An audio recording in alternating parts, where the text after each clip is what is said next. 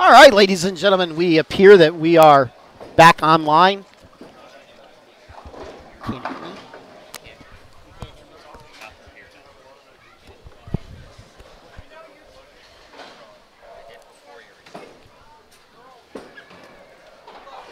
All right, joining me in the booth today, like I had said earlier, for those of you that were able to hear through our technical difficulties, he is the man who has won just about everything that there is to be won around the country. He's won Junior Gold. He's won Teen Masters. He has won Best.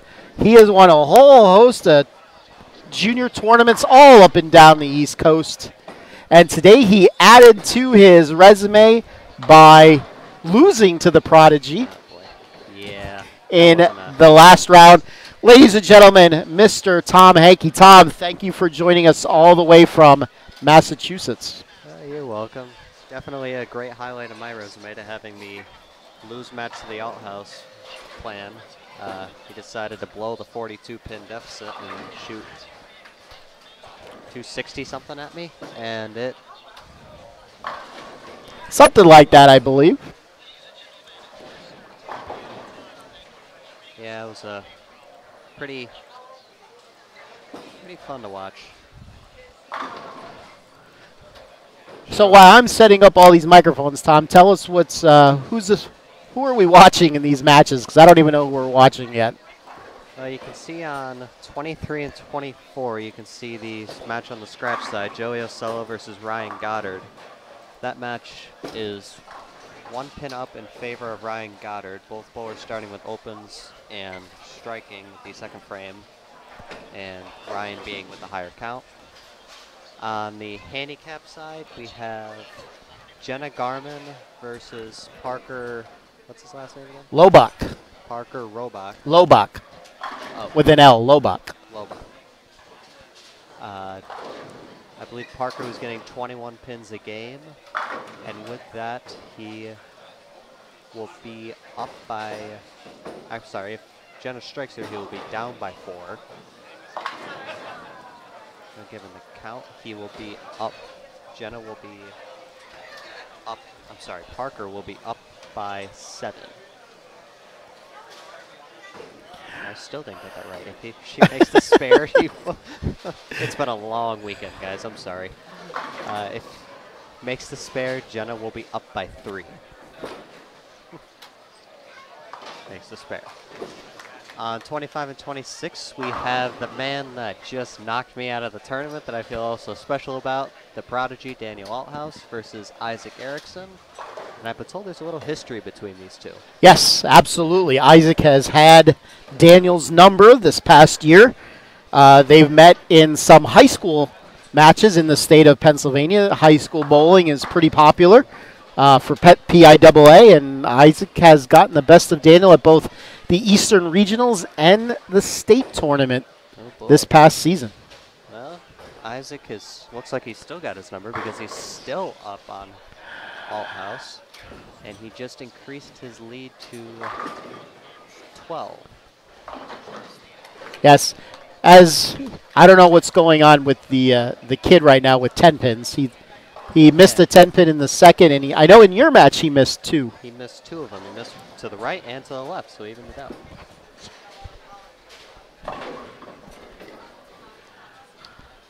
Yeah, he missed 1 to the left and 1 to the right. So that was entertaining to watch. Yes. Until he decided to shoot 260. He didn't leave any 10 pins. Yeah, that's probably why he didn't shoot 260. He shot 260. Yes. For those of you that are regular followers of us here on YouTube, you will see we have our new format finally today. We have all 3 of our cameras up and running. Looks like extra frame style. Tom could see it on our screen. We have the bowling below and the scoreboards up top. I know they're not exactly the straightest on the scoreboard, especially the one on the right. We'll work on that this week. What is it, 9? 9? And just realized that we forgot to announce the bowlers on the other side. On the other side of the handicap, we have Aiden Leindecker, Letterer versus Sarah Finnickel. Fennicle, yes. And hey, a name I got right. Yes. And it looks like Sarah is going to be up in this match by, if she strikes here, she will be up by about 30 pins. By the way, if Sarah were to go on and win and we have the interview with her after the bowling, she will tell you what it takes to win bowling tournaments. Okay.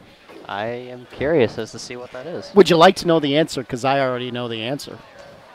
Love PA Fats? Is that Well, something? you have to friend PA Fats on Facebook.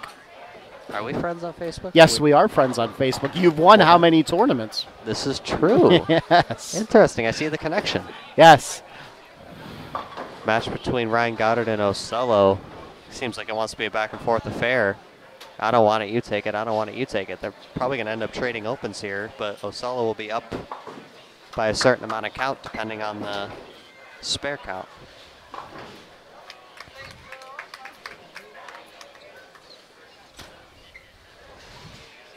So I'm going to let Tom and whoever else may want to join us do more of the commentating here. I'm going to make sure that our feed stays up and running. Right now we got it running. We may have found out what the problem was. The connection with the iPad isn't too good, so we switched over to a different connection. Oh, he makes the spare. Big spare conversion, which puts him up in the match, and it didn't Even though give him the spare. Yes.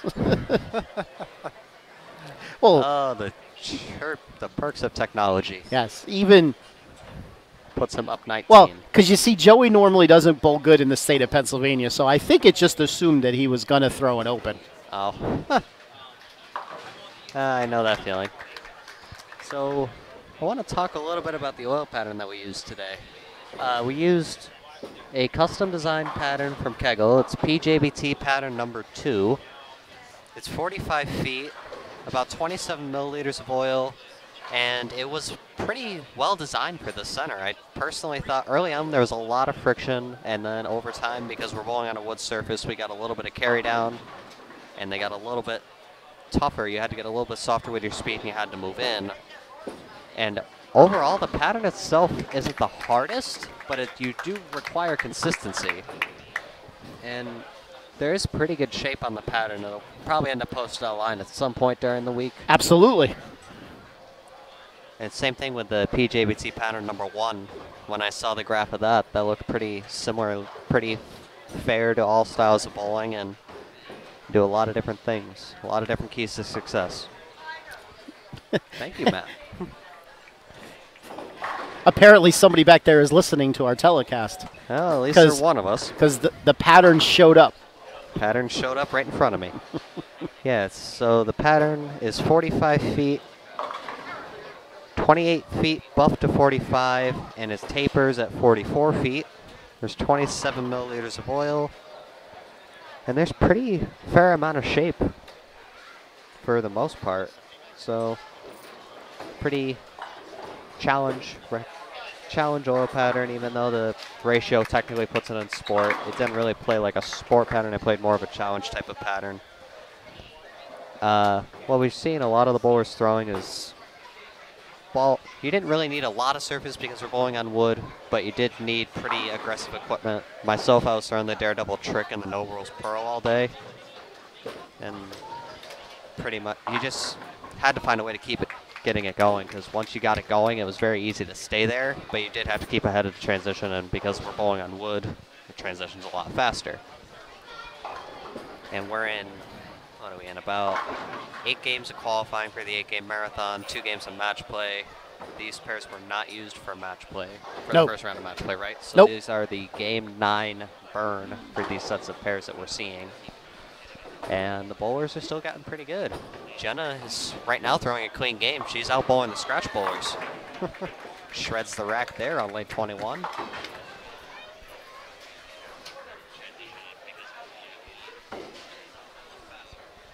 Increases her lead to 39. On the scratch side, Ryan Goddard versus Joey Ocello, with Ryan making that spare there. Joey strikes, he will be up by 17. So just to talk about the format a little bit with our annual 8-game marathon. This is, by the way, the first time we've had it here at Jordan Lanes. Used to be at Bolorama each year, but Bolorama shut down last spring. So we have 8 games of qualifying, and then the top 8 in both scratch and handicap moved to the bracket-style 2-game match. Can't really call it a step ladder, but we'll just say a bracket setup. 2-game matches, which Tom was just wishing it was a 1-game match because we'd be seeing him bowling right now if it was. Yeah. Well, that's one of the perks of the format. You got to stay ahead of the transition, and Daniel just found a way to string him. He started with the front 6 and never looked back. Tom is being a little nice. He's not going to tell you about the 4-9 that he left midway through that game. We were bowling on 9 and 10, and lane 10 just started hooking out the door, and I thought I threw a pretty good shot. It picked up about 2 feet sooner than I thought. 4-9 was the result, and your son made the shot to stay on top of that. And it looks like that solid 8 is the karma of the big 4 he caved to win the match.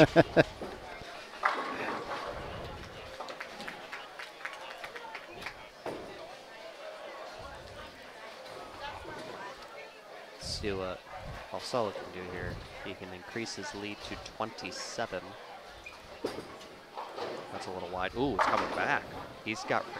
And he threw the messenger. If he's got recovery from there, look out for anybody that's going to bowl him. Not a lot of bowlers could get it back from that spot.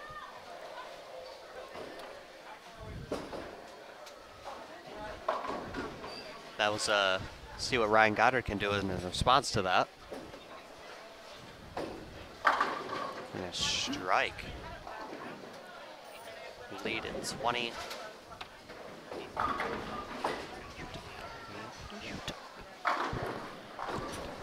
Hello, everybody. We have another special guest in the booth. we have another everybody. special guest in the booth. Just wanted to step into the booth for a moment. You can hear Looks it. like our new scoring system is working very well. We have another special guest in the booth. It is tournament director Matt Hemmelrick, been the director of the PJBT for many years. Longer than you've been alive. 17. This is season 19. Wow. So he's been the director of PJBT for all of its years. Yes, Matt was 17 when the PJBT started. Damn. Ah, there you are. I got you now. There we go. The How you volume doing, needed Matt? to be turned up. Hello, everybody. See what on the handicap side, Jenna finishes with a very strong 211, which would be beating, I believe, all 4 of the scratch bowlers, which is very good on her end. Clean game, 211, 211. Parker will finish off here with a conversion. He will be with a max score of 170, 170. 170. I think the key with these matches are their 2 games. I noticed a lot of people who had the lead in game 1 in the before we went live today were winning after game 1 and ended up losing the total for 2 games. So we had that happen in a couple of matches. So yeah, both directors in the booth giving me the stare down because I'm one of those victims. yeah, but it wasn't just you. There was a handful of bowlers who had the lead after game 1 and ended up losing the 2-game match. So that's why this format is very interesting. Yes, and I believe the high qualifier, Tyler Gromovitz, what was Zach. Zach Dragovitz. Zach Dragovitz. He was eliminated in the first round by Ryan Goddard, who was the 8th seed.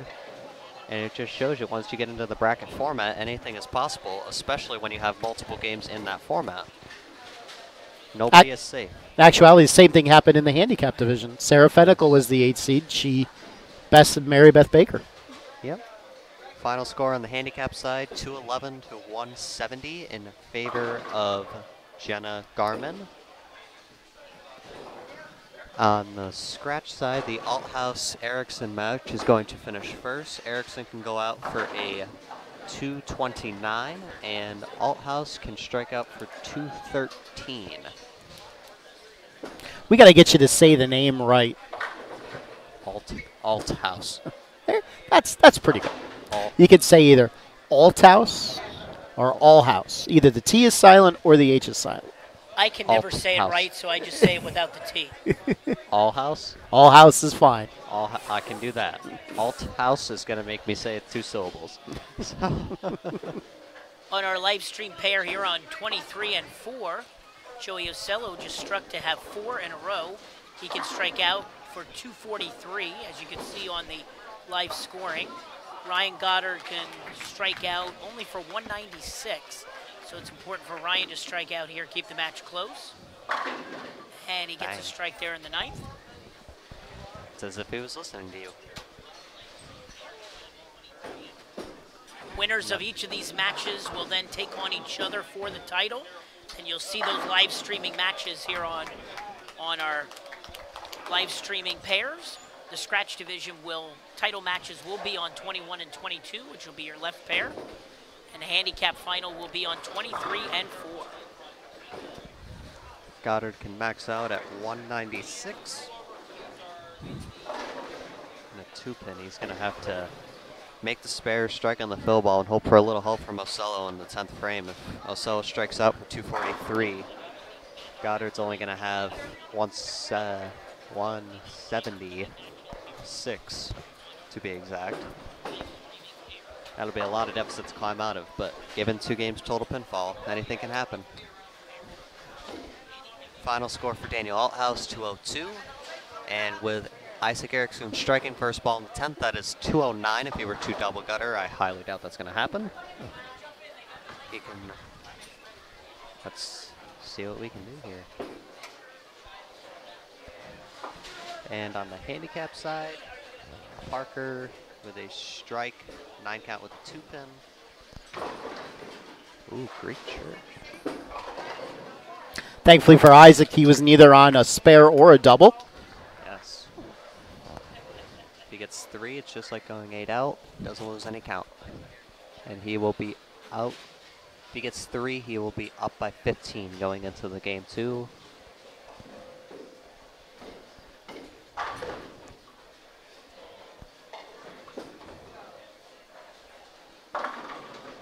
Seven on the full ball puts his final score at 172 for Ryan Goddard.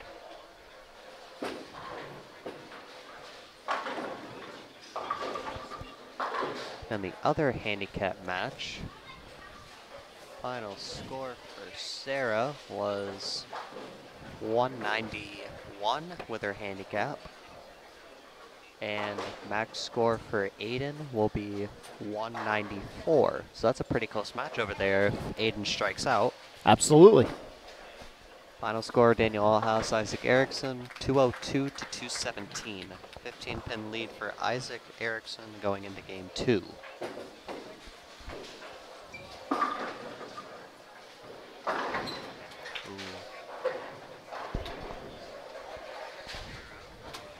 In the Goddard-Ocello match, as we had talked about, Ocello just gave a little bit of help to Goddard, not striking first ball in the 10th.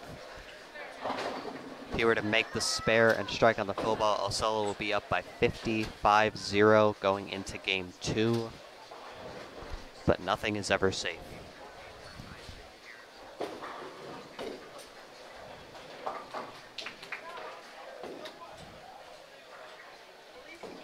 I have to apologize, ladies and gentlemen. For the time being, we do not have, I don't have access. Ooh, Joey open in the 10th. Oh, boy. So a 38-pin lead. I do not have access to our message board at the moment. For some reason, when I bring it up, I could hear the volume of the live stream in our headset. So we'll see what we could figure out after the semifinal matches are over. So whatever you have to say, I can't see it right now. If anybody wants me to talk to them about something special and you have my phone number, give me a text. So that final score for Ocello was 210, which means he has a 38-pin lead on Ryan Goddard.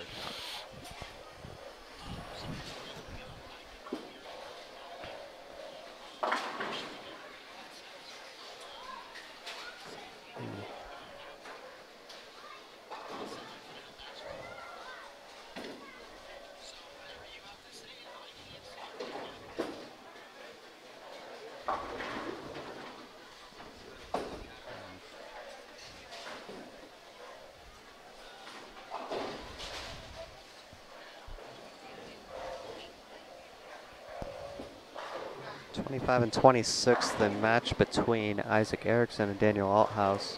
Erickson's opened with a strike, and he had a high 9-pin. To convert the spare, Althouse went 9 spare his first frame. He will have a chance to cut into his small deficit.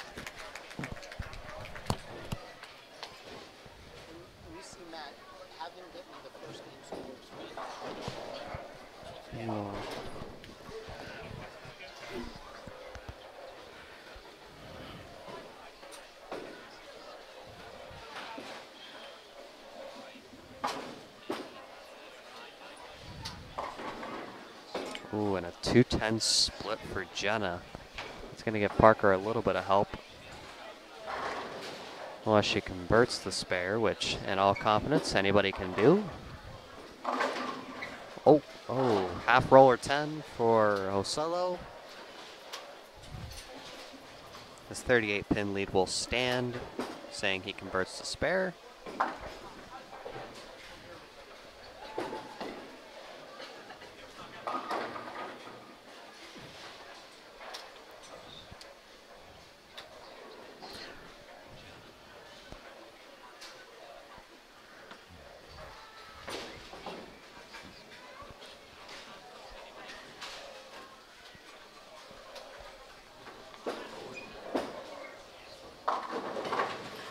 Nailed it.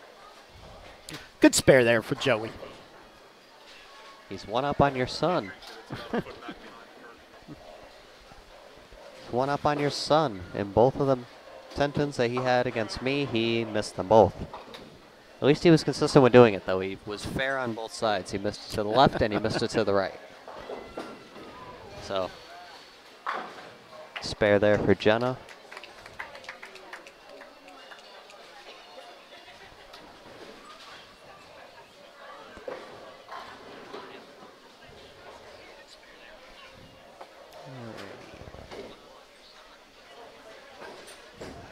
Puts Jenna at 296 as of right now.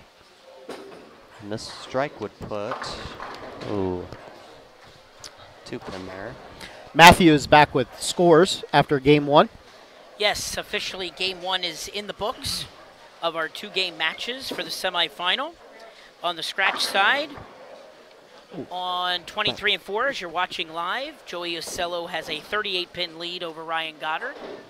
And off to your TV right, Isaac Erickson has a 15-pin lead on Daniel Althouse in the scratch side. On the handicap side, your live streaming pair 21 and 2, Jenna Garman has a 41-pin lead on Parker Laubach. And just off to the left of your TV screen, we have Sarah Fennicle, the 8th seed, has an 8-pin lead on Aiden Lederer after game 1 of these 2-game matches. Again, the winners of each match will then bowl each other for the title here on the live stream. The missed 2-pin there by Parker. It's not going to help his cause. He's got to get on the strike train if he wants to cut in that lead of Sarah. And a wrap 10.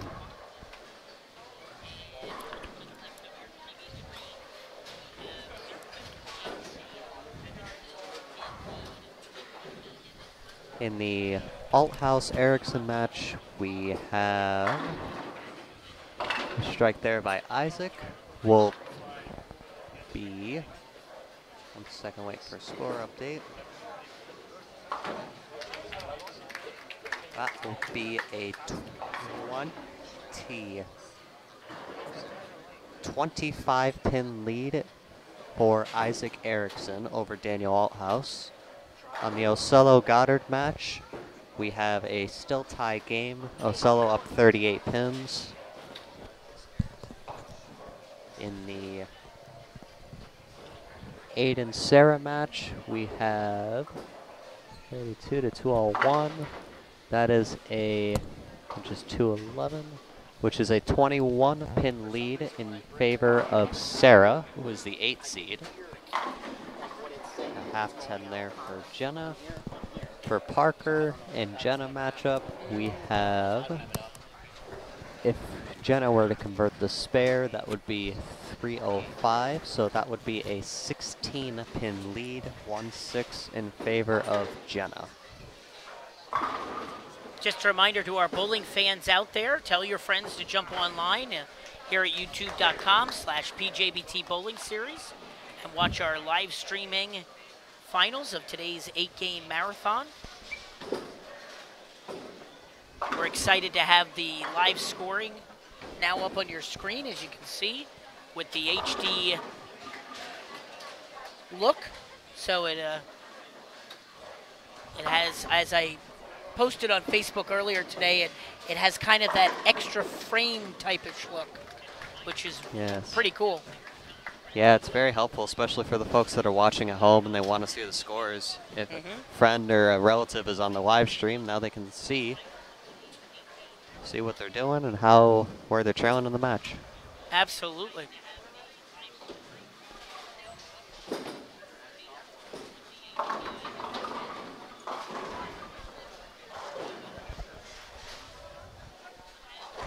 While we have a minute, I do want to give a special shout out to Parker Bone and Leslie Bone. Yesterday they hosted a fabulous junior tournament at Howell Lanes in Howell, New Jersey.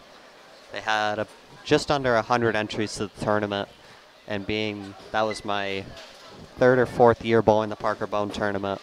It's an absolutely fabulous event. They raised a great amount of money for their scholarship fund. They have a lot of sponsors, a lot of people donate to their cause.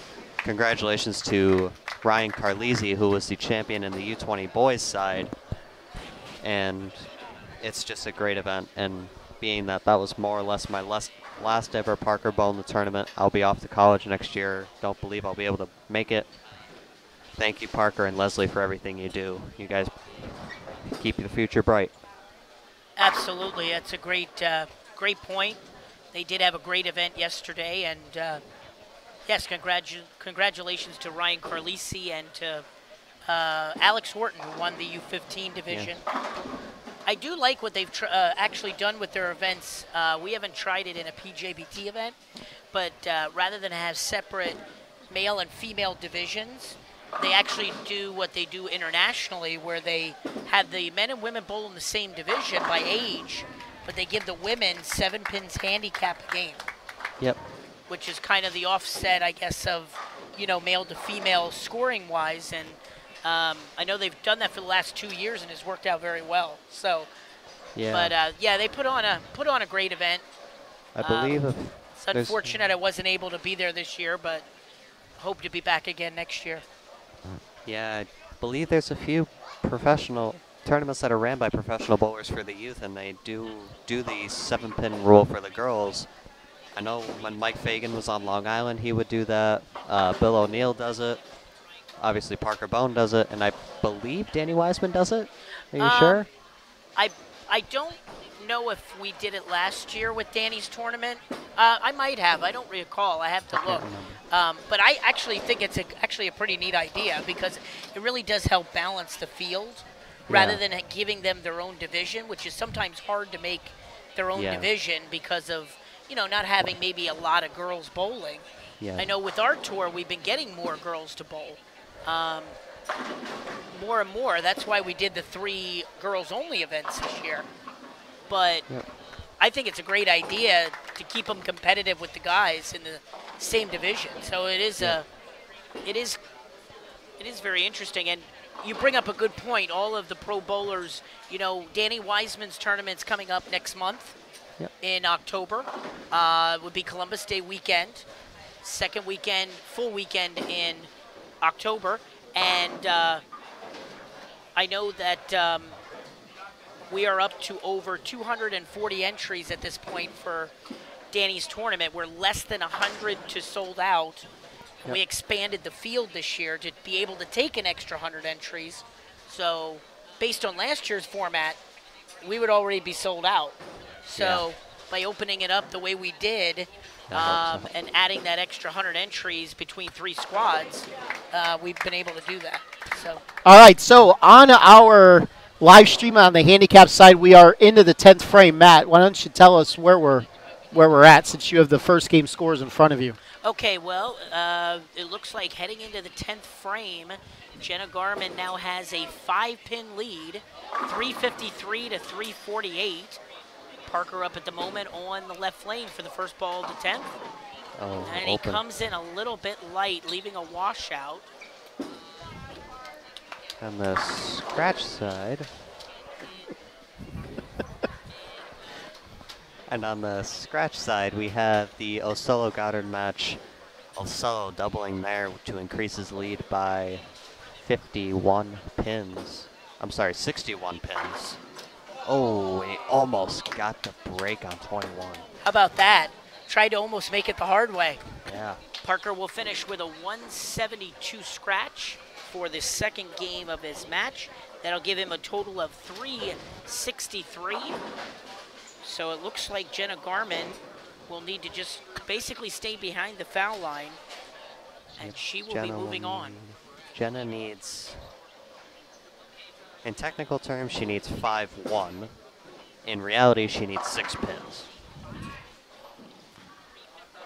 And 3-6-9-10, the Devil's Advocate.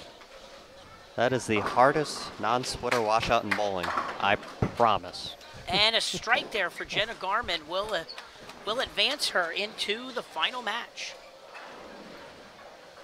Taking on the winner of the Sarah Finnicle and Aiden Lounhouse. How do you, what is his name? Aiden Lederer. Lederer. Yep. I apologize, I'm bad with names. In terms of that match, it looks like Sarah is up by 9 pins. Although the match is not even yet. She has a chance to increase her lead to 29 going Brooklyn, and she does increase her lead. Just want to point out, too, that if Sarah happens to win that match, we will end up with the 7 and 8 seeds on the handicap side bowling each other for the title. 7 and 8 out of 8 bowlers advancing, so that'd be very interesting. But a lot of bowling left to go. Aiden Lederer still with a good chance over there. It's a close match. John. And on the other side of the scratch, we have Daniel Althouse versus Isaac Erickson.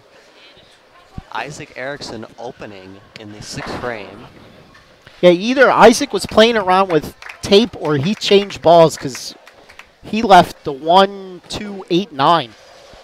That's a strange. That's almost as strange as the 1, 9, 10 that your son left. Almost, it's a year ago tomorrow. Howell Lanes, your son, left the ever so tricky 1, 9, 10. Momentarily, 30. I'll give it, say, 5 seconds after you called him the prodigy over the loudspeaker. Yes. Which made it even better, especially considering I was on his pair. That was the best leave I've ever seen. Speaking of, he's on a double. This is a big shot. This is a very big shot for him.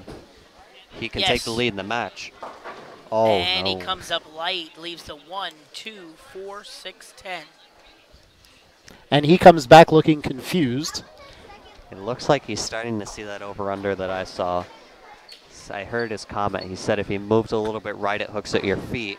If he moved in, I'm guessing he moved in off a shot that went high, and the ball just never hooked. So now we're seeing that with this pattern and that little bit of carry down in the middle.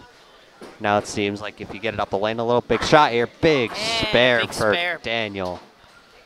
Yes, Seems big like shot. now if you want to move in, ball doesn't want to pick up, and if you try and get it a little bit right, the ball picks up a little bit too much. For our bowling fans out there, let me just tally up our handicap side. On the live stream left pair, Jenna Garmin defeats Parker Laubach 403 to 363. Jenna will be advancing to the title match. And just off camera to the left is the final handicap match. Aiden Lederer taking on Sarah Finnicle. Sarah has a small lead at the moment. She is ahead by 31 pins, but they have 3 frames to go down there. In the Ocello Goddard match, we have Ryan Goddard. All right.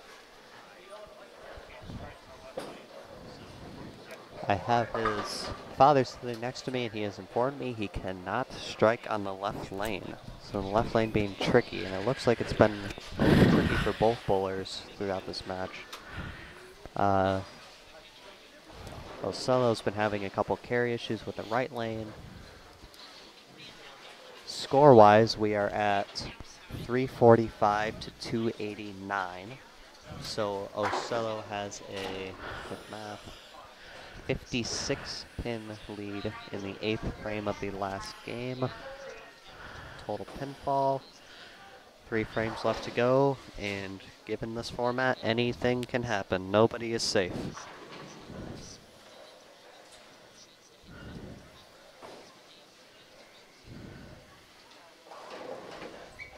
See what Ocello's got. A little high for a 4-pin. Daniel told me he's lost on that lane, that he thought he threw a really good shot, and it never budged. That's not a good sign. And you throw one and you think it's good, and it misses the head pin. I know, I did that yesterday at the worst possible time. But that is anybody's match. That is a 9-pin match, assuming Isaac makes his 4-pin. Uh-oh, he missed another one.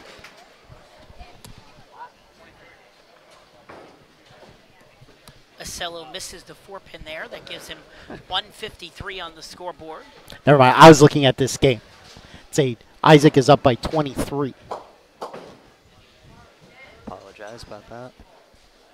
Watching the total carryover score at the bottom right-hand corner of the screens. And we don't have a differential number, so we have to do quick math in our heads. Isaac does convert the 4-pin. Let's see what Ryan Goddard can do here. Taking advantage of the open frame. Uh-oh, misses the head pin. Seems that was the story today with the pattern. I seen it. There was clearly an out of bounds, and Yes. when you get to that out of bounds, the ball reacts that way. Yep. And what we are, it was early on, there was a lot of friction, especially down lane, and we didn't have to use a lot of aggressive equipment. We could actually use ball speed, which for 45 feet is kind of rare, but that was just because of the wood. Ooh, trip 2 out of Daniel Althouse.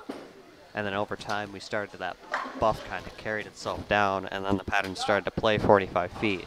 So we had to move in, get soft with our hands, and just use rotation and accuracy.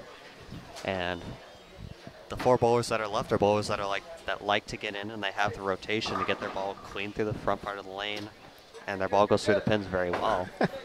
I don't know, Matthew. I think we have a sports commentator on our hands. You two would make a good team. Absolutely. The only problem is we got to get him to come down from Massachusetts every weekend. 4.5-hour drive. I don't know if I can make everyone, but I can do my best. There's a good shot for Yeah. Ryan Goddard.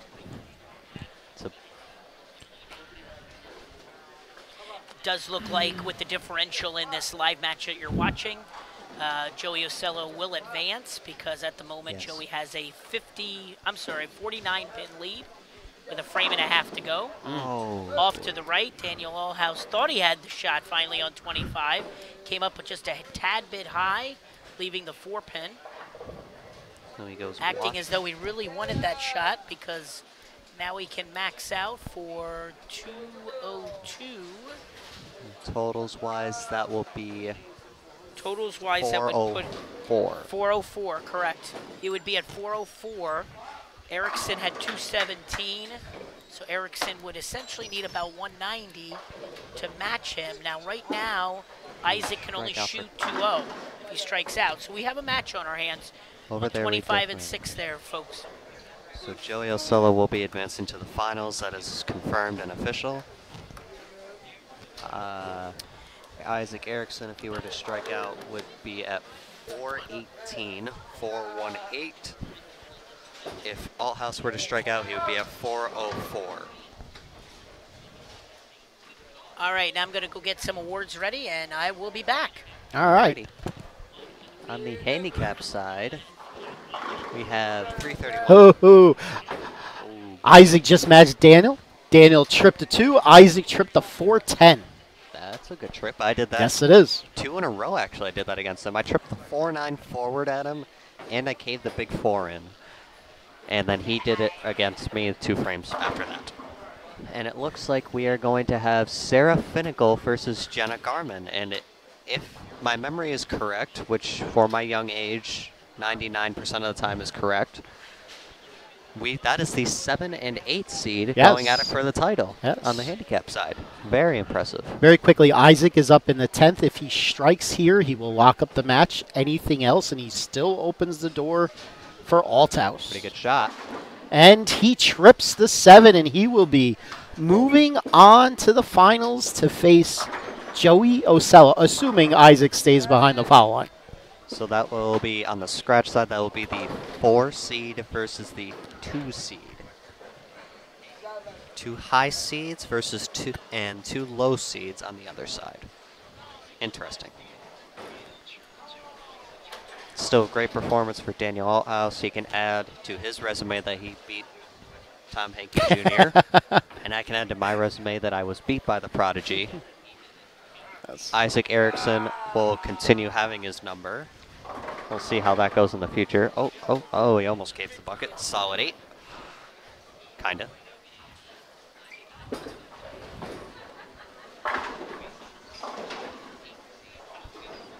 So the final match for the scratch side will be on 21 and 22, and the handicap final match will be on 23 and 24.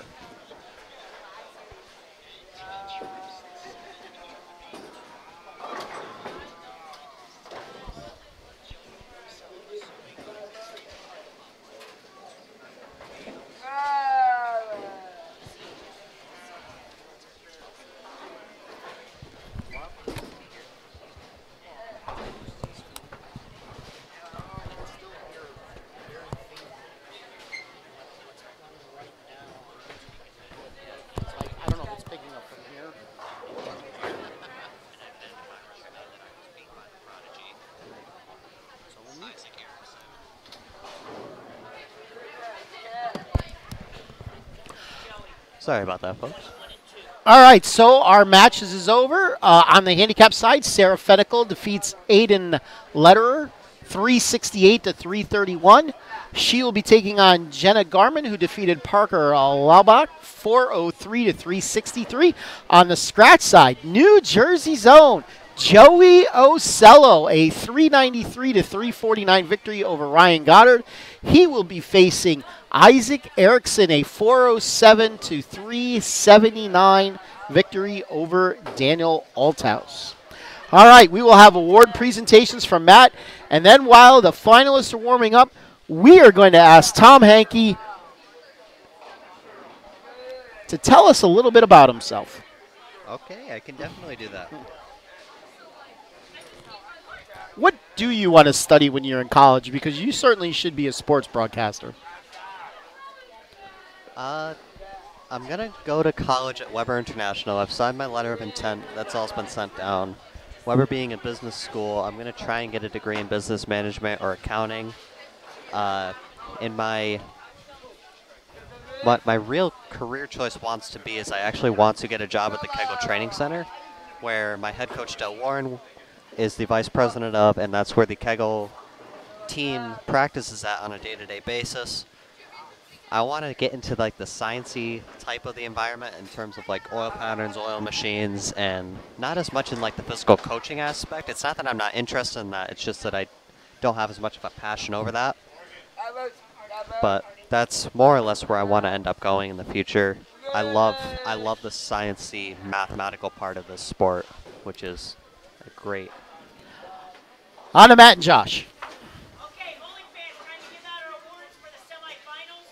Finishing in 4th in the scratch division, getting a $75 scholarship certificate and award goes to Ryan Goddard.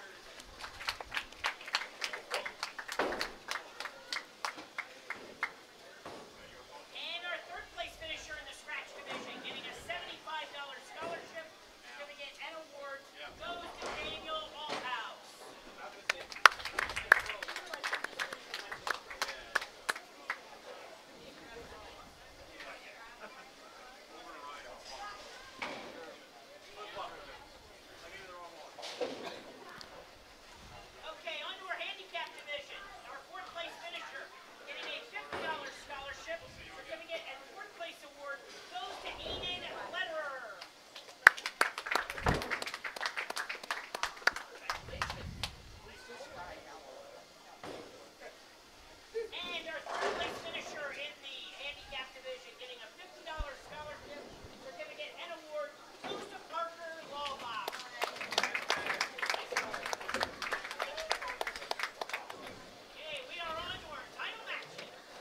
All right, on to the finals we go. So as they warm up, Tom Henke, tell us all about yourself.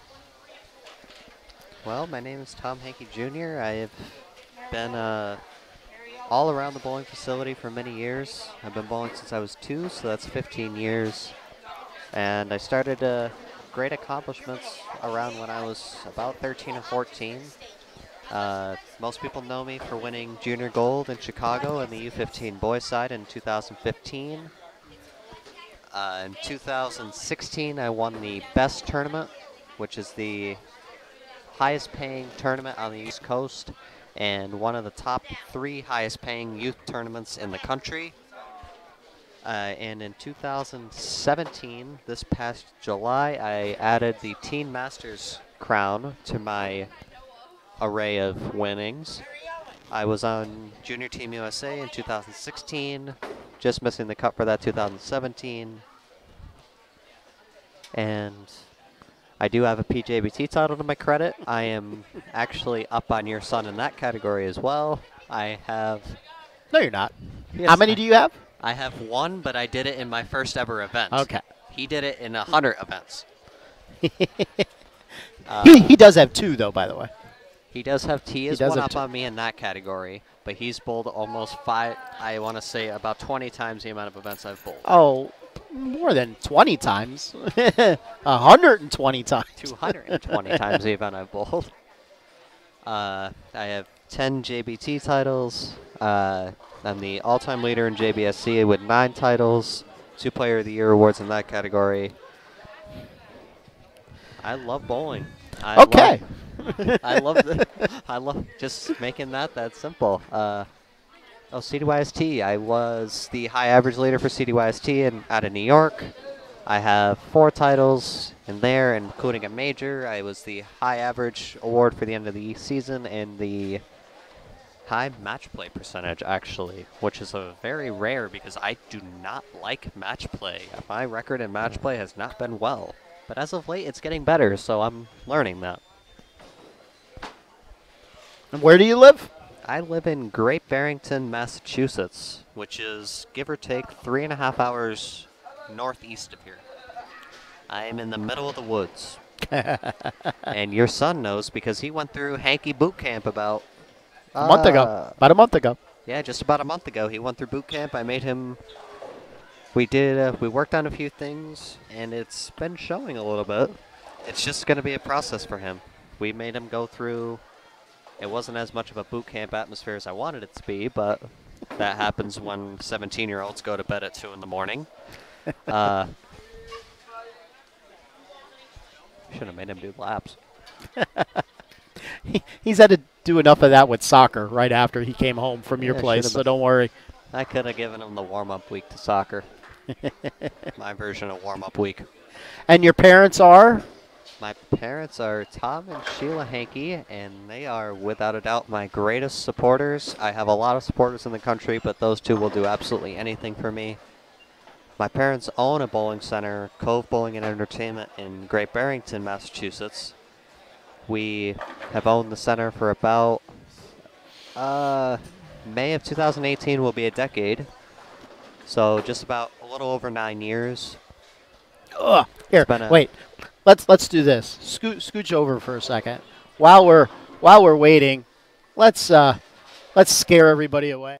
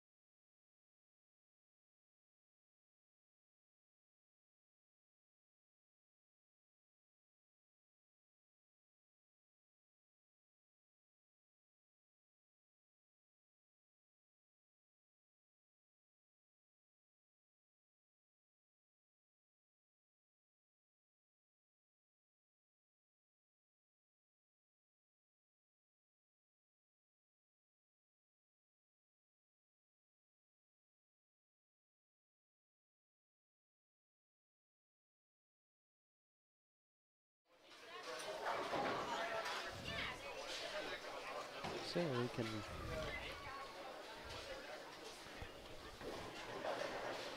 You guys have high school bowling up there too, right? We do. Our team made states last year, and we made counties. I had been on the all-star team all 3 years. Go figure. My freshman, junior, and sophomore years. If our team returns for my senior year, which I really hope happens, I will make it hopefully make it for my 4th year of the All-Stars. That'd be a great accomplishment, great resume builders. All right, so it looks like we're just about ready to start. The bowlers are finishing up their final shots. Next week, the PJBT Tour will be at J Lanes in Douglasville, Pennsylvania. That is a Saturday tournament next week. Saturday, September the 9th. It is a 2:30 start time, J Lanes in Douglasville. Then on Sunday, I do know our good buddy Travis is having 2 Junior Gold qualifying tournaments down at Colony Park North, down in the York area. I believe the first one starts at 9, I think. Don't quote me on that. I do know you may contact Colony Park North and ask them about it. It's probably up on their website. Or you could hit Travis up. He will certainly let you know. I do believe they are going to be on 2 different patterns, 2 4-game qualifying tournaments to see who can make Junior Gold 2018. They're hard to believe you guys just finished with that and you're already starting to qualify for next season. Yeah. Junior Gold this past year was very interesting, especially with the pattern choices. Yeah. On the mat. Okay, bowling fans, it's time for the title matches for our 8-game marathon event for the PJBT. On the scratch side, we have number 2 seed Isaac Erickson from Lidditz, PA, versus number 4 seed Joey Acello from Neptune, New Jersey. On the handicap side, we have the 7 and the 8 seeds remaining. Number 7 seed Jenna Garman from Bethlehem, PA, versus number 8 seed Sarah Fennicle from Goldsboro, PA. The difference in handicap is just 9 pins on the handicap side. Bowling fans, let's give a nice hand for our title matches. All right, so on the scratch side, we got number 2 seed Isaac Erickson going up against number 4 seed Joey Ocello. On the handicap side, we have the number 7 seed Jenna Garman going up against the number 8 seed Sarah Fennicle. It looks like Sarah will be getting 9 pins a game.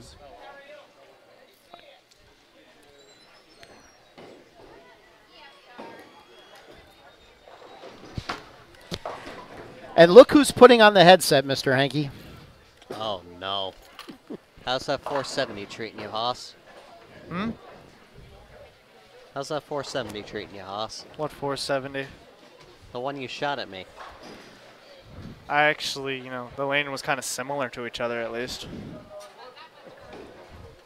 Those weren't even We're not close. similar to each other under any circumstances. I didn't shoot 470 on you. I shot like 461. That's 470, Haas. 461 is not 470 for ones who close can't enough. add. All right, Jenna starts out with a 9-pin, which she missed. Isaac starts out converting the 3-6. Now we'll see what Sarah could do in her first frame.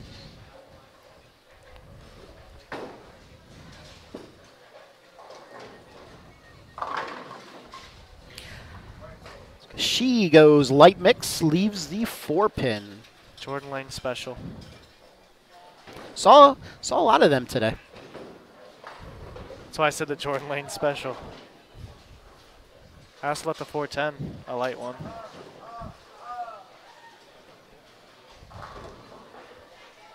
On the scratch side, Isaac Erickson opened with an 8 spare, and Joey Ocello opens with a strike. Joey must really think he's bowling in New Jersey. We're in frame 1 of the final match. We can't say that just yet. 2-game match here as well in the finals. Sarah misses her 4-pin. So 2 6 single pin opens on the handicap side to start the match. Seems to keeps their match even on the side. For those of you who are just joining, the handicap side, this is the 7 and 8 seed going at it for the title in a top 8-man bracket. So the lowest seeds ended up climbing through their bracket matches, and now they're bowling each other for the title. On the scratch side, Joey Osella being the 4th seed and Isaac being the 2nd seed. And Joey starting off with a fast double.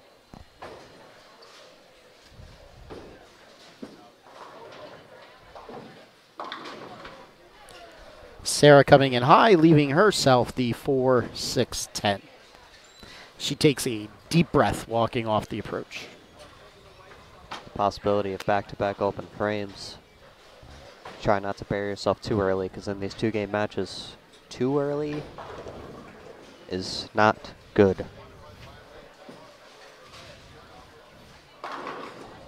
Trip 4. Daniel, we saw plenty trip 4s in our match, didn't we? We did. I tripped 3 I know of you them tripped and you them tripped back 2. to back. I did trip them back to back.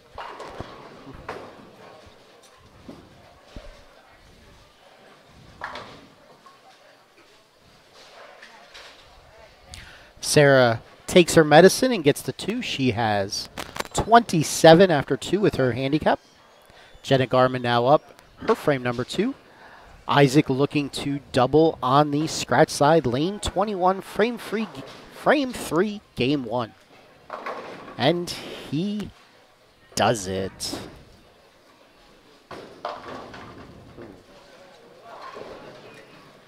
Jenna comes in high, she leaves a 7-pin. Square there, she'll be up by 10.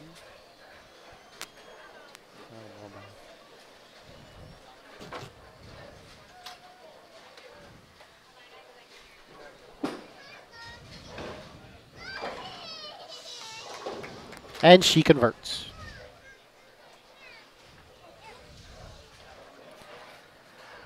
Now let's see what Joey can do. Joey, who I was told as of about 8 o'clock this morning, really didn't know if he wanted to show up today. He put in a lot of games yesterday at Parker's tournament. Said his fingers hurt. Yes. Hey, He does not get the trip on the 4-pin. Let's see what Jenna can do. She puts 10 back. Takes an early lead.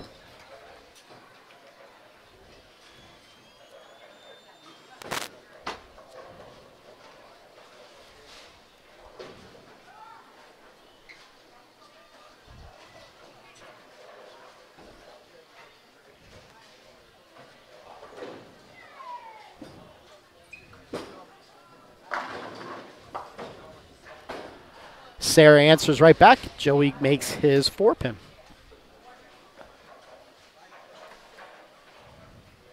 All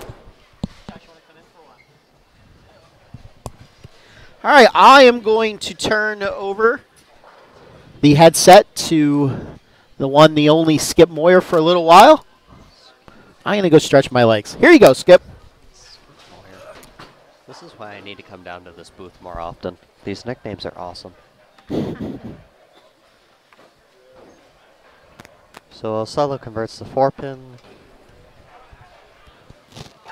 Keeps him with a 1-pin deficit in his match. And a double for Sarah will cut into the lead of Jenna. You guys got me? Yes. I do. Okay. Good shot by Joey. Jenna now up on lane 24 for her 4th frame. She is currently down 18 with the handicap included.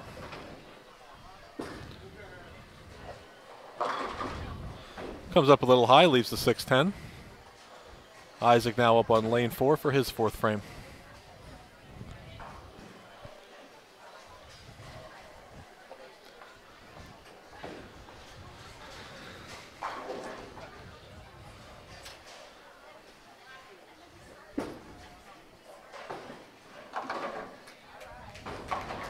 Jenna converts her 6-10. Isaac comes up a little behind the head pin, leaves the 2-pin.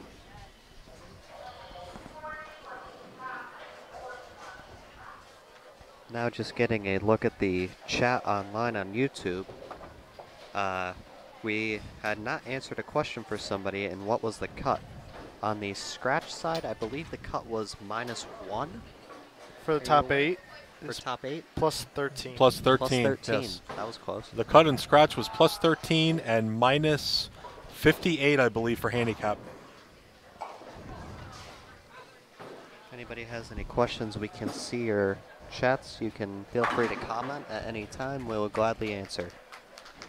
Unless it's something about a 5-pin, and I will not answer. Did you leave one today?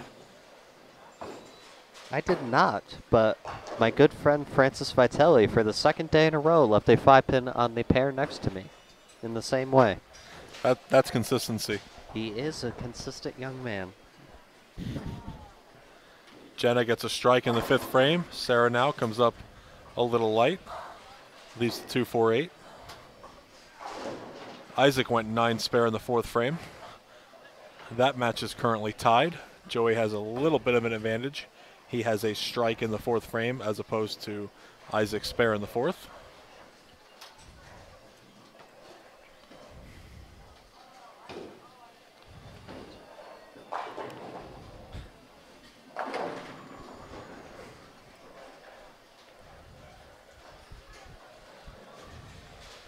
You'll have to ask Jason about that one.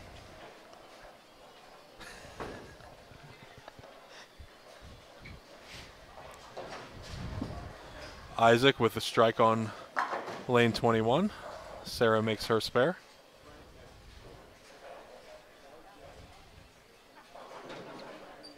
Who was in the top 8 for scratch?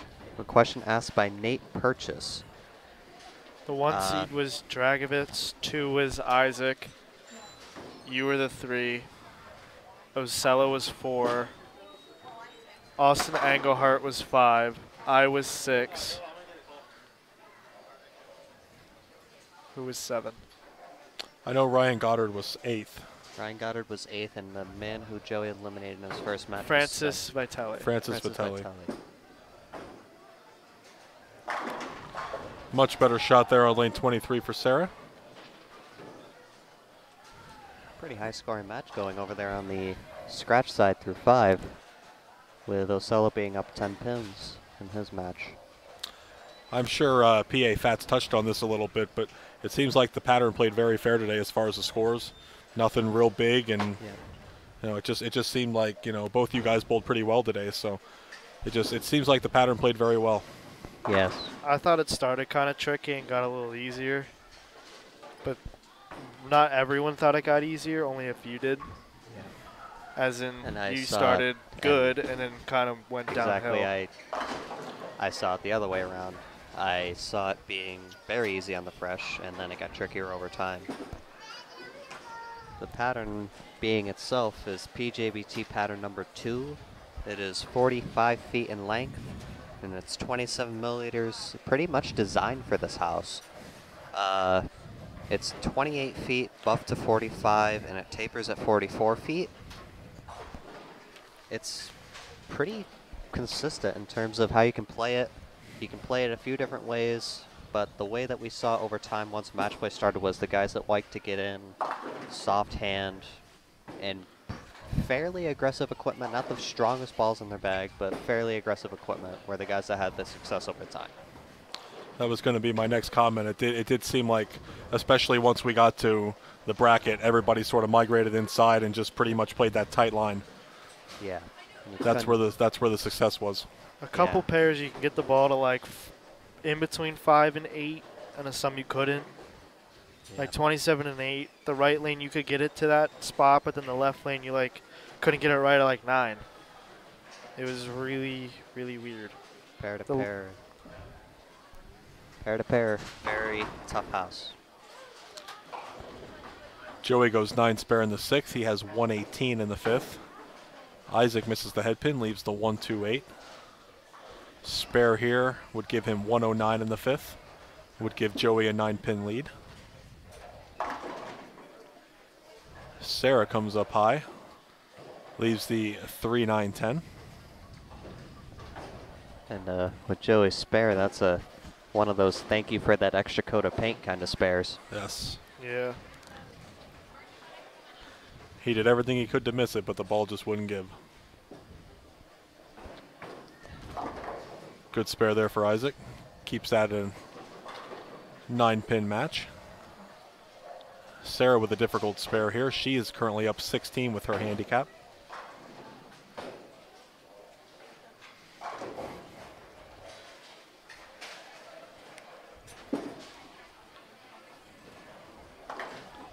Sarah getting just one. Gives her 111 in the 7th frame, 120 with her handicap. Jenna has 102, so it's an 18-pin advantage right now for Sarah. Both bowlers on an open. Isaac now looking to strike to take a 1-pin lead. Much better shot there for him.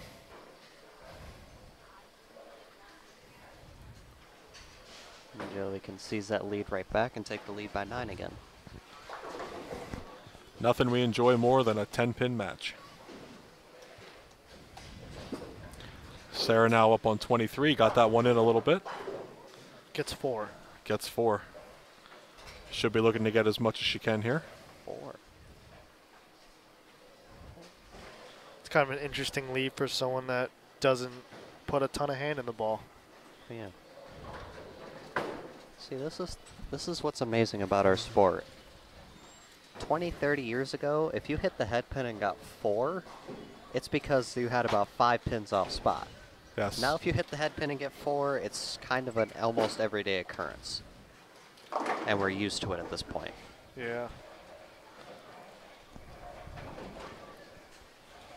You didn't see that with now with all these high performance bowling balls. 4 through the middle, double trouble, whatever you want to call it. Isn't very uncommon. Sarah now up on 23, looking to get at least 4 here.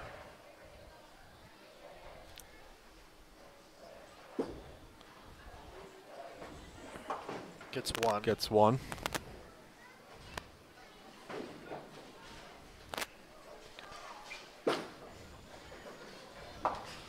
Joey picks off his split. That'll give him 143 in the 7th.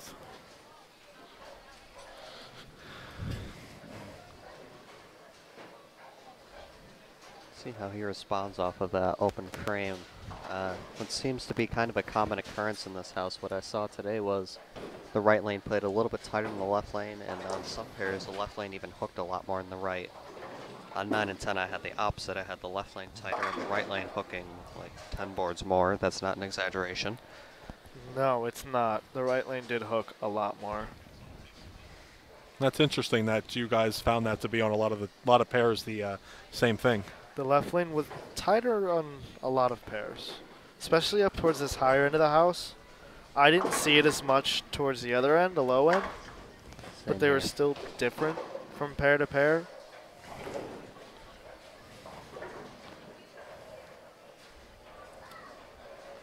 Oso strikes off the open frame, giving him 153 in the 8th. Jenna with her open frame in the 8th, giving her 111 scratch. Sarah with an open frame in the 8th as well, 125 with her handicap, so 14-pin lead in for Sarah. Jenna coming high again on lane 23, leaving just the 610, stays out of trouble. Very, very tight match on both sides. Isaac could open it up here. He threw the exact same shot he threw the last time on 22. Yeah. Comes in behind the head pin. He's a consistent young man. Jenna successful on her 610. Sarah up only 4 pins, going in for her 9th frame. Both bowlers working off the open there in the 8th frame. Sarah looking to throw a better shot on 24.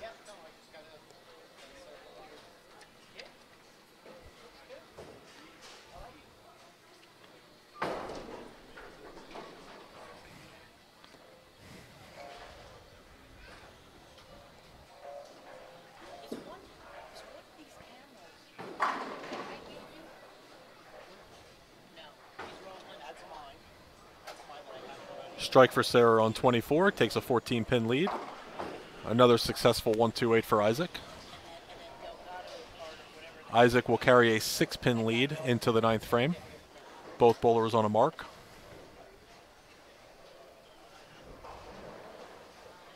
Isaac can strike out for 229. 233 for Joey.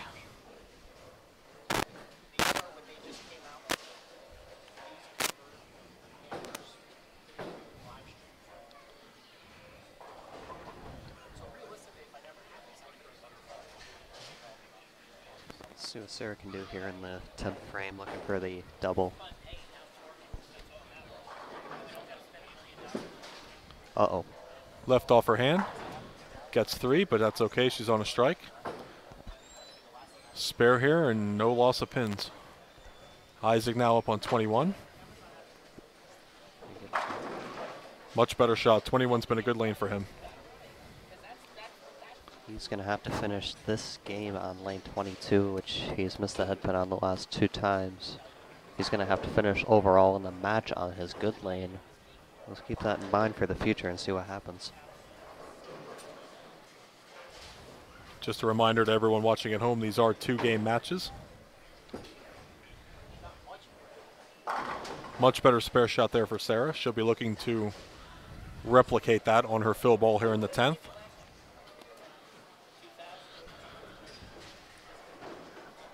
.154 if she strikes here with her handicap. Jenna working on a 151 possibility. She could strike out for 161. That shot didn't look that bad for Joey, and it just checked really early. Looks pretty much like what you said you had on your pair the last game. It looked like he moved a little bit off that 2-4-10 and the ball hooked at his foot. Seems to be key the factor. same thing.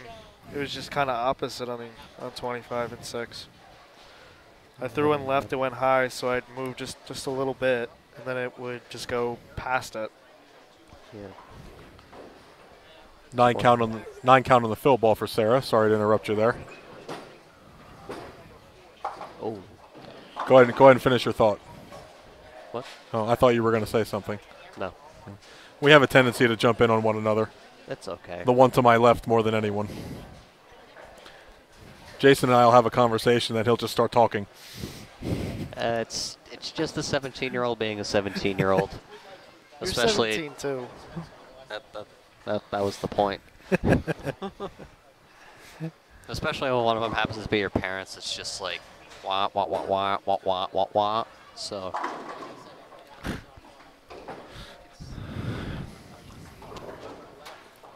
final score for Sarah, 155 scratch with her handicap 164. Jenna with a spare here will be at 151 with her hand scratch, I apologize, which would be a 13-pin lead with the spare, so 13-pin lead in favor of Sarah Finnicle. One more game, 2-game total pinfall to decide the winner. And I think it's worth noting, I don't know if you guys brought this up or not, but Sarah just came off a surgery. Well, actually, she didn't have surgery.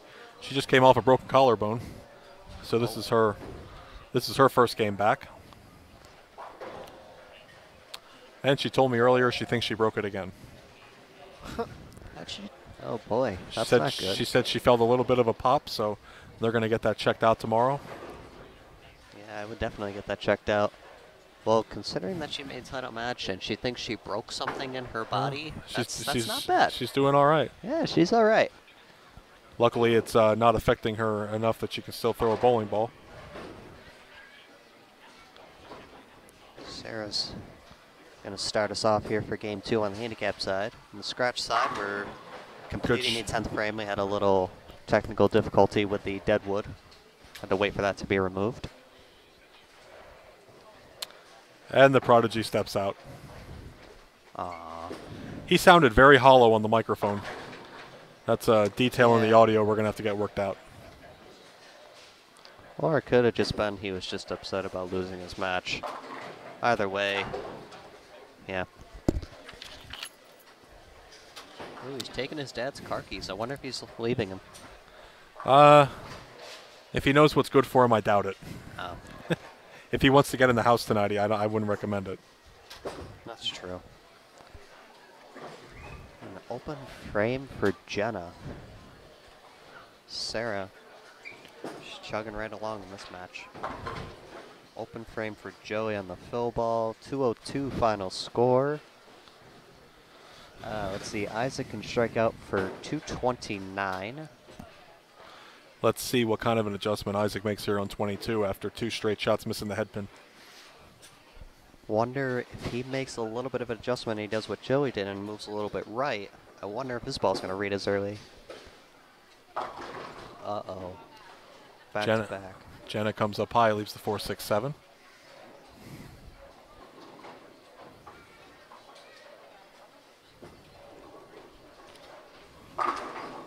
Nine pin. Wow. Messenger in front of it. Much better shot there, but Yes.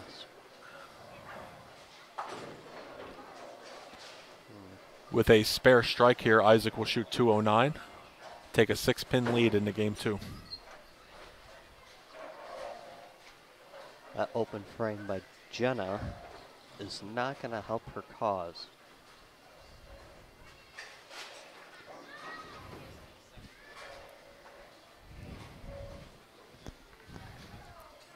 Especially if Sarah tries to double here.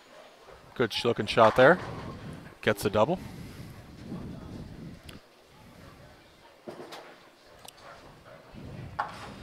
I wonder if that Skip Moyer teaching is helping Sarah at all today. It's possible. Because she's gotten quite a bit of advice from old Skip. Skip Moyer. You know, I'm going to have to take you, if that's the case and she ends up winning this match, I'm going to have to start taking you to a few of my tournaments because I'm going to need some help this season. Well, the last time I gave her some advice, she won $1,000, so. Yes, you're coming home with me. Hello, gentlemen. Matt Hilmerick joining us in the booth once again with our scores. Well, it looks like our scratch match is going to come down to the second game of the match, as both bowlers are going to be in the 2-0s. Isaac will have a small lead. And on the handicap side, Sarah Fennicle has a small lead heading into this second and pivotal game. Sarah missed just a hair there on that, on lane 23 there. Leaves the 2-4-5-7. Isaac with the 10-pin. Final score of 208. Puts him up 6 pins going into game 2. 208 to 202, as you can see on your scoreboards there. And as you alluded to earlier, Tom, lane 21 certainly is the better lane for Isaac, which he will finish on. Seems almost to be the better lane for both bowlers. Joey did. Yes, Joey. Yeah, Joey was pretty even on side in terms of strike lane. But he did throw one more strike on lane 21. See if we get any type of transition there here coming into this game here. In my personal opinion, based on how this oil pattern is playing and what we're bowling on, based on how it's broken down, I don't think the move on 22 would be to move right. I think that's going to cause more of a problem, and we're going to see more of what happened with Daniel or what happened with Joey. He moved a little bit right, the ball hooked even sooner. I think the move would be to go in deeper and either get softer and try and get around it more, or play more of a fallback, straighter shot. Because it seems like if you move right, it's too much friction. And I would move in to just try and get away from all of that and then use that friction that's there as an advantage rather than a killer. Left certainly seems to be safer. Yes. Especially given the wood approaches and the long pattern, and this is a long, long tournament. 14 games today bowled by these bowlers here in the final match. They're in game, and this pair of lanes is in game 12 transition right now. It was not used in the first round of the bracket portion of the event.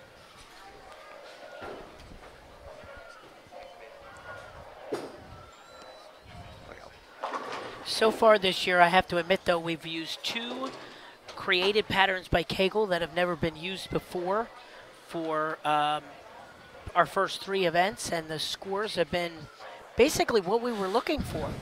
We've had a couple bowlers who bowl well. Cuts have been around even to minus, but not deep minus. So certainly it's made bowlers think out there on the lanes. That's very important. I did have the opportunity to speak with a few parents, spectators, and bowlers, and everyone's been very pleased with what they've seen so far. The patterns have held up very nice, so definitely kudos to Kegel for hooking us up with them. Yes. Go ahead. Okay. And Kegel will be designing a pattern for a tournament in late October at my home center. And I hope they kind of give us the same kind of mindset as I do with you guys. I just told them the variety of our center. All I do know is it's going to be a long pattern because the last time this organization was at my center, it was short. So I'm hoping it's something pretty similar to what you guys are bowling on right now.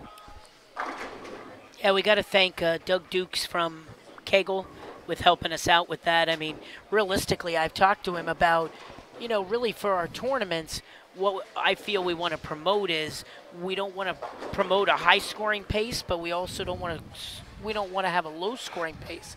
I've asked him to try to come up with something that is kind of a medium pace, that it is hittable, but bowlers, at least makes bowlers think out there on the lanes a little bit. And so far, I've given him the lane surface, the oil machine, the conditioner they use, and the characteristics of the center a little bit, and he's come up with these patterns. So yeah, he did a very good job. So he's done good so far.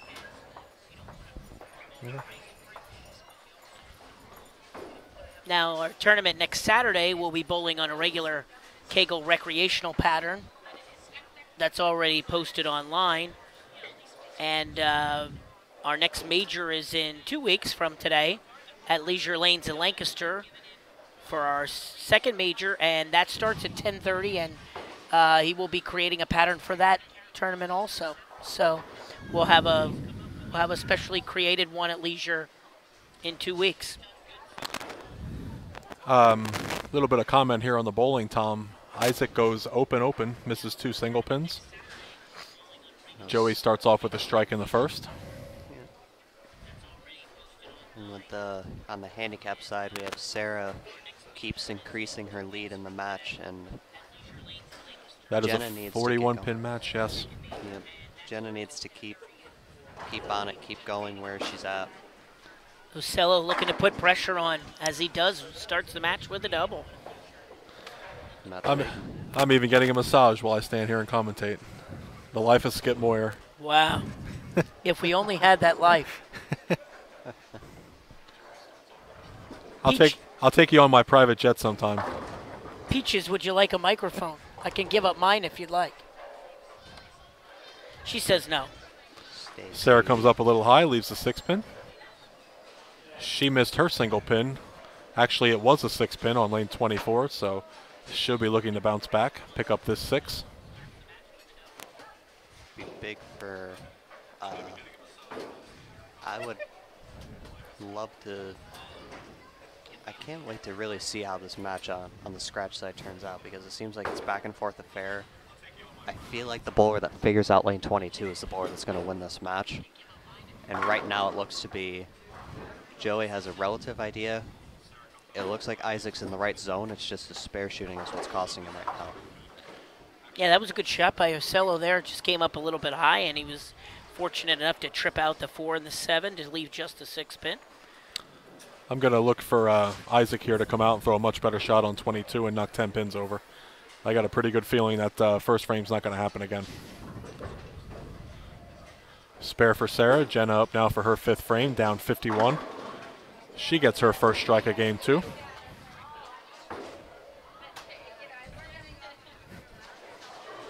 Jenna cutting into the deficit. She needs to double here and let Sarah know that she's still here. She's still hanging around. Spare there for Joey. Joey with a 41-pin lead.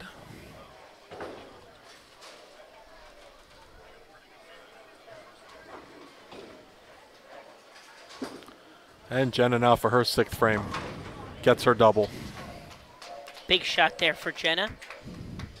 She's not going anywhere. Trying to cut back into that deficit. halfway through the final game. Let's see what Isaac can do here. Much better Blows the shot. rack. Blows the rack apart.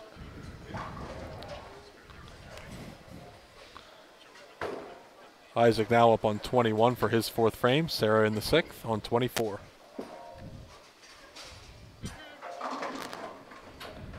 Sarah leaving just the 5-pin. The late trip on the 7 stays out of trouble.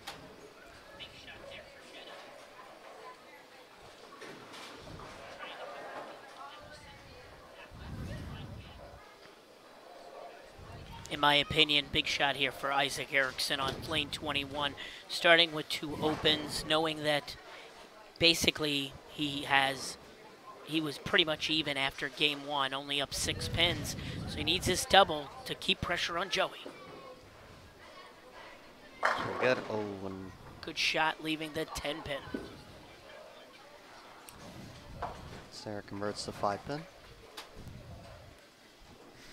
30-pin lead for Sarah going into the 7th frame. Both bowlers on a mark, Jenna on a double. Be big for Jenna to double in the 7th and 8th frame. That would cut into the lead of Sarah by a very large margin, and that would almost bring back the match to all square. Considering the start that she had and how the last game ended for her, that would be big for her to get going. She's got to make the spare. Makes it this time. 11-pin lead for Joey. Joey now up on lane 22 for his 4th frame, working on a spare. Point out that our winners today take home a $250 scholarship and the first place acrylic plaque. They also get an invite to our invitational at the end of the season. Second place, not too shabby either today. $125 scholarship for our runners-up in each division.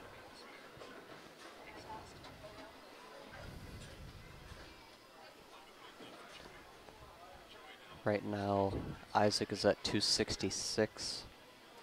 Osella was at 271. If he strikes here, he'll be at 291. Pretty good shot there. Shreds the rack.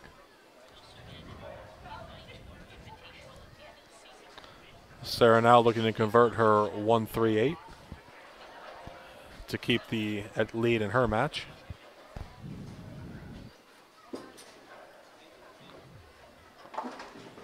Does not convert. Leaves an open. Huge opportunity here for Jenna to get back in the match. Let's see if last time in this lane she packed and went high flush. Let's see if she can do that again.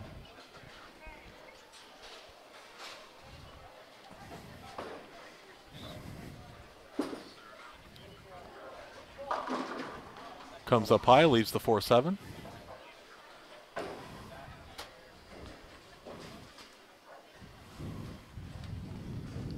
Ever since her 2 opens to start the match, she has stayed safe, so she is certainly leaving makeable spares as Joey gets his double.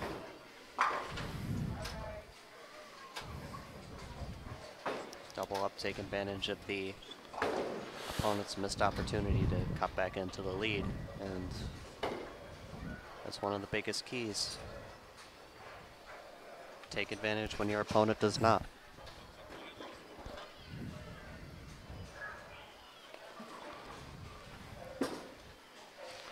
Jenna gets that one wide, leaves the 1-2-9.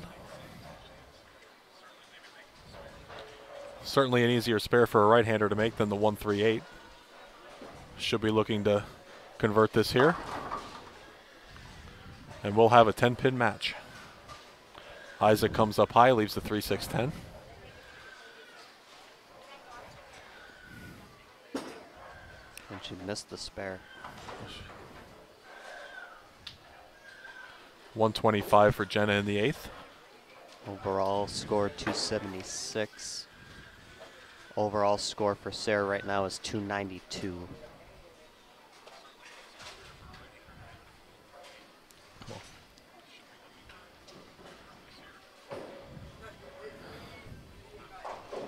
Isaac needs to convert the spare and get on the strike chain.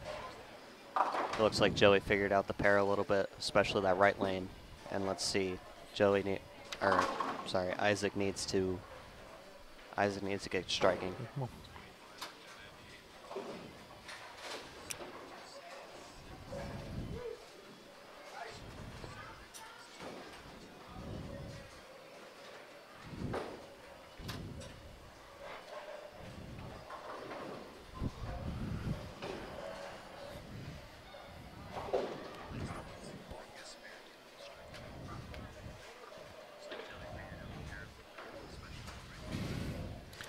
PA Fats' phone's ready to die, so he's going to have to plug that in. Jason's going to have to make his own adjustment down there and charge his phone. Good shot there for Isaac. Gets 10. Sarah makes her spare. That is a 13-pin lead for Sarah.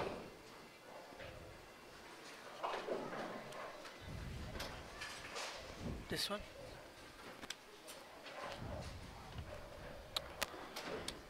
Let's see what kind of shot Joey throws here on 22, because I do believe you're right. He does have the pair figured out now. Big if he can find a way to. If he doubles here in the 6th and 7th, Isaac's going to be in some trouble. And I don't see Joey opening again, but I do see taps. And a split there for Sarah. Keep this match somewhat interesting, even though she will. It's going to be up to Jenna in the 9th and 10th. Joey Ocello looks locked in with 4 now in a row. That certainly looks like the best shot he's thrown this game. Walked up there and buried it. That is a big shot for Joey. He can pretty much bury Isaac at this point. If he strikes here in the 7th frame, he's just going to need to show up the 8th, 9th, and 10th and take home his title. That's got a chance. Ooh. Sarah gets count. 146 in the 9th, 319 with her handicap. If Jenna strikes out for the game, that would be 185. That would force Sarah to mark. Yes. Mark in good count or get the first strike. Actually, any mark, she would need to fill the frames. Yep. First shot for Jenna. Gets the strike. Anything can happen, but Jenna has to apply the pressure first. Joey's going to strike again. Bang. Get a little emotional there. He's Joey and I have been great friends for years, and he's taken after me in some retrospects. And you saw a little bit there. He's starting to show a little bit of emotion. I haven't gotten him entirely at that point yet, but. Double for Jenna. Big shot there for Jenna. I do believe if Jenna strikes here again, that will force Sarah to mark. Yes. That'd be. Yeah, if she strikes and gets 4 pins, Sarah will need a mark. Any kind of mark in good count. Getting back to your comment on Joey, it's certainly someone I've been able to watch over the last 3 years become a very much better bowler. Yep. And it's definitely showing he's putting the work in out there. He's been working with, I know he's been putting in some time with Parker and Johnny Petraglia, 2 guys down in his area, and when they're around, he tries to take advantage of what he can. Every now and then he comes to me with some help on some stuff, and I'm always willing to help out with anybody. The whiff. So that is final score 324. 173 scratch, 324 total. Sarah needs 6. 6 in 2 balls. That will be her title. And a miscue there again by Isaac. We're getting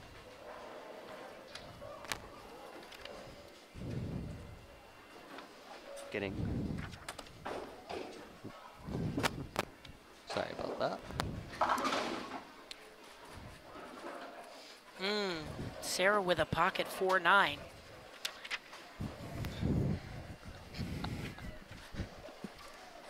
Sorry about that, a little pocket 4-9, but that is enough to take the victory. Sarah is your winner of the 8-game marathon here at Jordan Lanes. Strike for Isaac, just looking to fill out frames.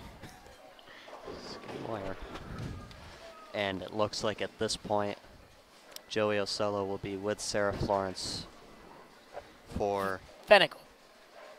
Fenical, yes. Question from Ryan Graham. What ball is Joey throwing? Joey is throwing a no rules pearl. So we have come to an end on the handicap side, and Sarah Fenical squeaks out the victory 328 to 324. She wins the title by 4 pins today. So the number 8 seed takes home the title. That might not be a no rules pearl, actually. I apologize. I'm not sure. That almost looks like a lock, but that is not the no rules pearl. I will tell you when the ball comes out of the ball return what ball it was, if I can get a good look at it. That was a lock. Yes. That is a lock by Storm. My apologies on that part. The same mindset, though, in terms of ball layout. Not the strongest ball in this bag, but not the weakest ball.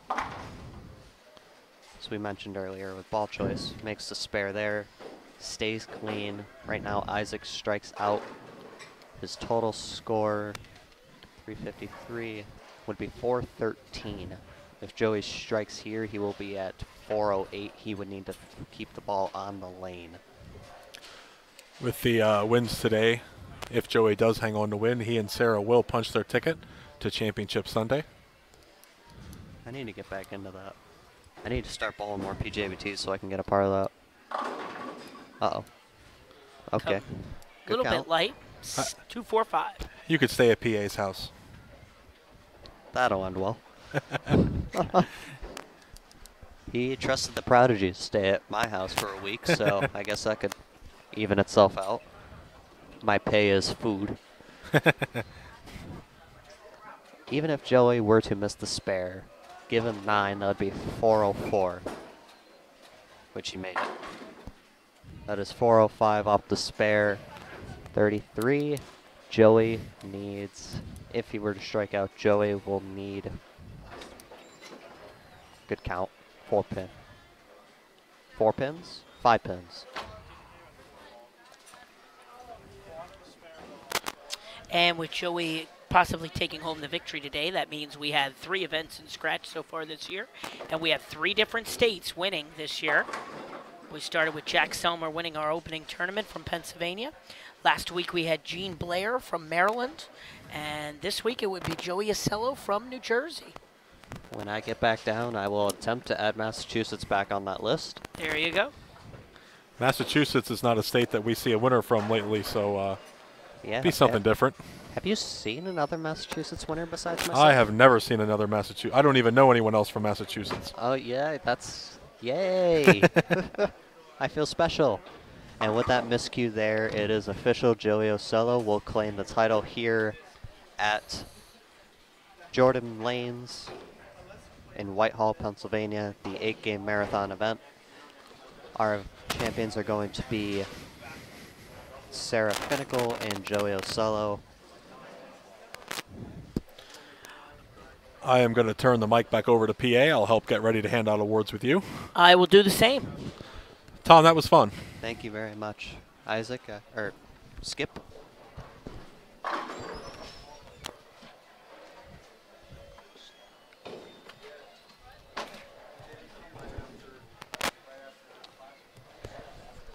Welcome back, Mr.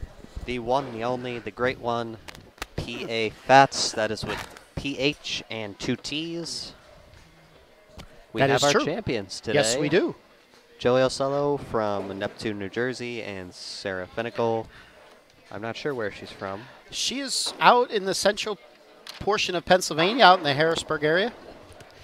You want to stick around and do some interviews? I would love to, especially for Joey. You just make sure you have to ask Sarah What's the way key to win winning? PJBT tournaments. How do you win a PJBT? You Yes. friend PA Alrighty. Fats. Yes. Friend PA Fats on Facebook. We are think. friends on Facebook, so PA Fats and I are friends, so I know that does work.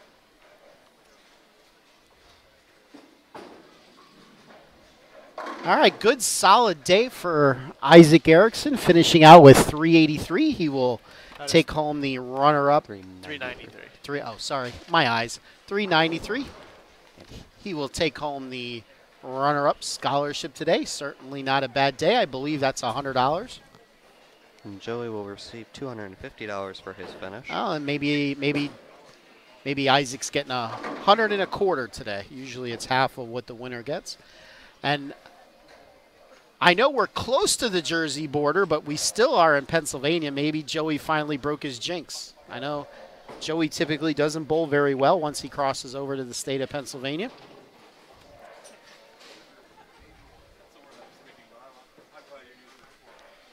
And the 7-pin there, Joey just looking to clean out, gets a little victory lap. Gotta love the victory lap. And he makes the spare.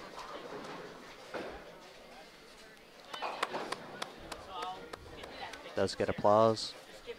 From one person.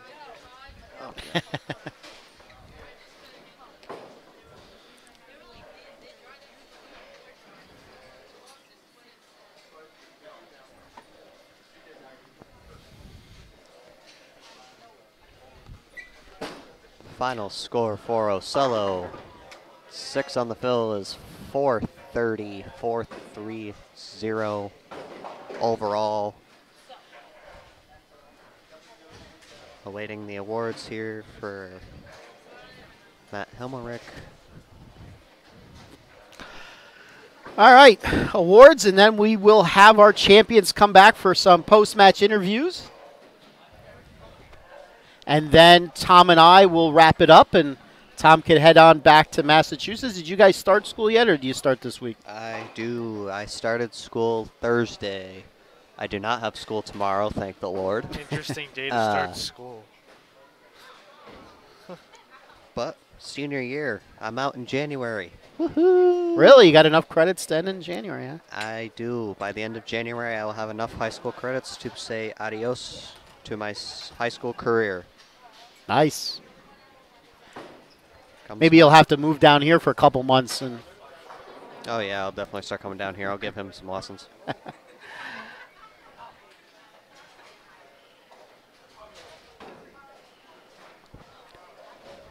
bowling fans, it's time to give out our final awards for today's PJBT 8-game marathon event here at Jordan Lanes in Allentown. Our runner-up finisher in the scratch division, getting a $125 scholarship certificate, and a runner-up award goes to Isaac Erickson. Isaac Erickson, runner-up today, $125 added to his scholarship fund. Great day there for Isaac. Our runner-up finisher in the handicap division, getting a $125 scholarship certificate, and runner-up award goes to Jenna Garman. Jenna Garman, runner-up on the handicap side, $125 into her scholarship fund. And our winners for today in the scratch division, getting a $250 scholarship certificate in the first place acrylic plaque from Neptune, New Jersey, Joey Ocello. The man, the myth, the legend, Joey Ocello, your champion today in the scratch division. He also won some brackets, won a free entry, and he had a pretty good day. Good day. Scholarship certificate and first place plaque from somewhere between Harrisburg and York. Sarah Fedical, your handicap division champion, $250 added to her scholarship fund. She was the 2015 championship weekend tournament winner. Has her name etched in history. Pictures in a second, and we will see. Hold on for interviews with Jason in a moment, and we'll see everybody next Saturday at Jay Lane's Saturday afternoon event. I will not see you next Saturday. All right, so you'll see.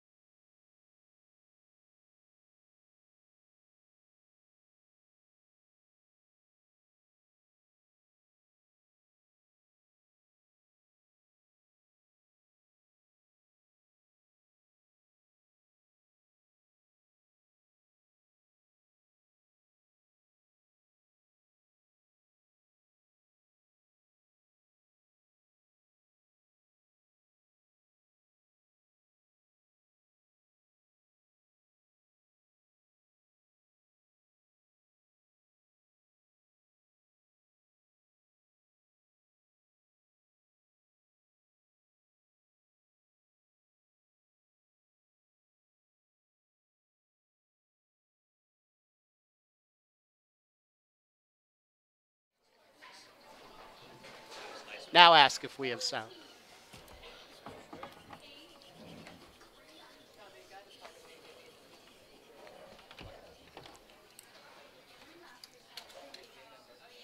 We're going to switch back to cameras. It's going to take about 30 seconds for the delay.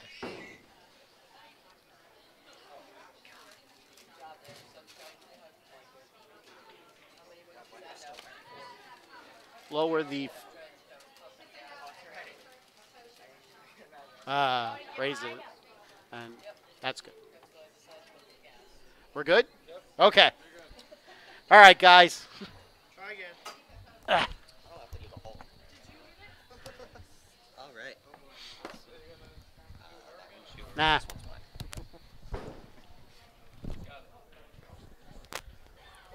We good? You're good. Hi. Hey. How are you? Tired. I bet. How many games did you bowl yesterday with Parker? 14. 14, and you bowled another 14 today, so that's 28 games in one weekend. How you feeling? Tired. Welcome to the Life on Tour. So this is PJBT win number 4 for you. How does it Yes. feel winning off? You were the 4 seed going into the bracket. How does it feel climbing through that bracket round? Feels good. I mean, I worked hard the whole few months. Haven't really won in a while. My confidence has been a little lower than usual, so it feels good to finally win. Yeah, I hear you've been working very hard, and we talked about that a little bit in the booth. We talked about you working with Parker and Johnny and taking advantage of what you can get with the opportunity, and it's been showing on the lanes. You've been improved very well over the past few years. As far as that match, it seemed like the right lane was a little bit tricky. Did you have any little tricks you tried with it, or did you just try to make better shots on it? I messed around my hand position a little bit. I mean, I didn't want to give away the 1-3 on that. Leave makeables, catch one here and there, and move on and go into the left lane. Catch one here or there. You threw a 5-bagger late. You were throwing the lock, is that correct? Yes. Do you have any little tips for anybody watching at home, what they can do for a future PJBT if they would like to win? Make your spares. Don't give away the head pin. I mean, you catch a double here and there and make your spares, especially on something like this. You'll go far in it. I just want to know if his compass is broke. I think so. I think The we're in wrong Pennsylvania state. luck. Yeah, Joey has not had recent luck in the state of Pennsylvania. And in fact, the Prodigy told me earlier today that you didn't even know if you wanted to get out of bed to show up today. It's true. I was very tired after yesterday, mentally exhausted, physically exhausted. So I woke up today. I was thinking, may as well. It's close enough to home. So. That's true. Another tip was, are you friends with PA Fats on Facebook? I am. Yes, That's he why is. you won. Good job. All right, ladies and gentlemen. Thank you, Joey. We're going to wrap this up. We'll see you down the road. Yep, definitely. All right. Thank you. Today, sir. Thanks, bro.